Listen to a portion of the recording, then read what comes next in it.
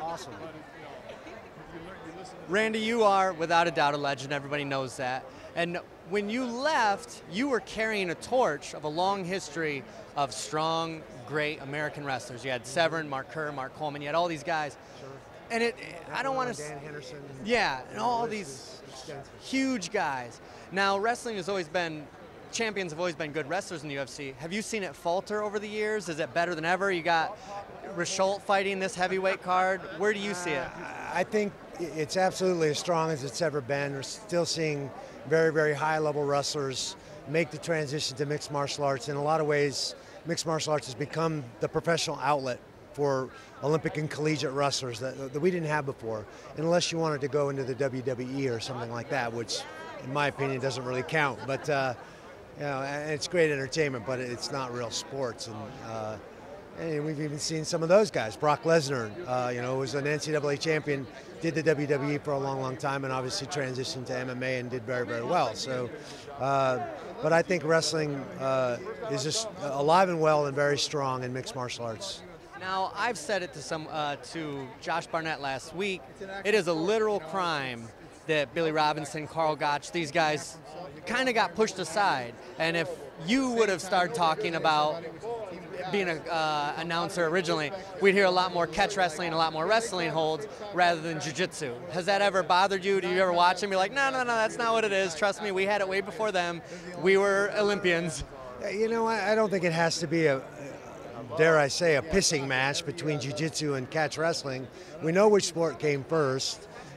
Yeah, there are some similarities and parallels both in technicality and the types of moves used in submission holds, but catch wrestling is the oldest form of grappling. Jiu-jitsu has its merit. There's a mindset and a flow in jiu-jitsu that's, I think, very pertinent and prominent in mixed martial arts. I think the sport wouldn't be here if it wasn't for the Gracies and Brazilian jiu-jitsu as a style, but I think that catch wrestling has its merit. Guys like Gotch and Farmer Burns and the like, you know, historically, I don't think a lot of people give them the credit that they are due. Those were the sports heroes of that era in the early 1900s. And those are the guys that I look back and love to see that memorabilia and the tactics, the technique, the holds that they used back then.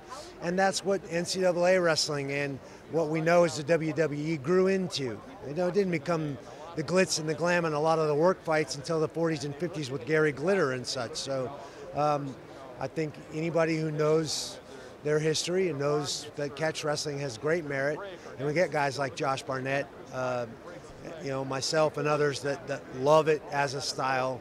And from my background, as having wrestled since I was 10 years old, thinking like a wrestler and a catch wrestler made a lot more sense to me than trying to play catch up and play the Brazilian Jiu-Jitsu game. I was never going to catch those guys that I was competing against. Now, a lot of people have said, how have you stopped time? Once I was training with Carlson Gracie, and he just said, that man is married to the mat. If he were to ever take 10 years off or 6 months off, time would catch him really quick. Have you always just been married to the mat and day in, day out, no matter wind, snow, cold, wind in? Well, I mean, that's the beauty of having a mat, is that it's indoors. It doesn't matter what the weather's doing outside. It's part of life. I was bit by that bug at 10 years old. I got my first bloody nose and pinned a kid with a headlock. I had no idea what a headlock was, and I've been pretty much wrestling ever since. Some of it with her, but it still counts.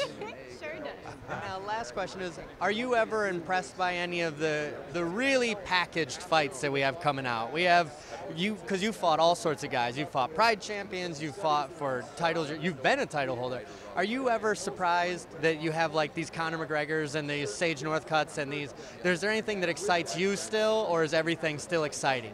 Well, I think, you know, I've never been one for all the hype and all the other stuff. I want to see the fight and the tactics, the technique, that person's approach. You know, you can see it on their face when they're walking out to that cage, what's going on in a lot of instances. And their tactics and technique are way more interesting to me than anything else. So, you know, that's what I think at the end of the day matters most. And when it's all broke down and all said and done, it's what happened technically and tactically in the fight.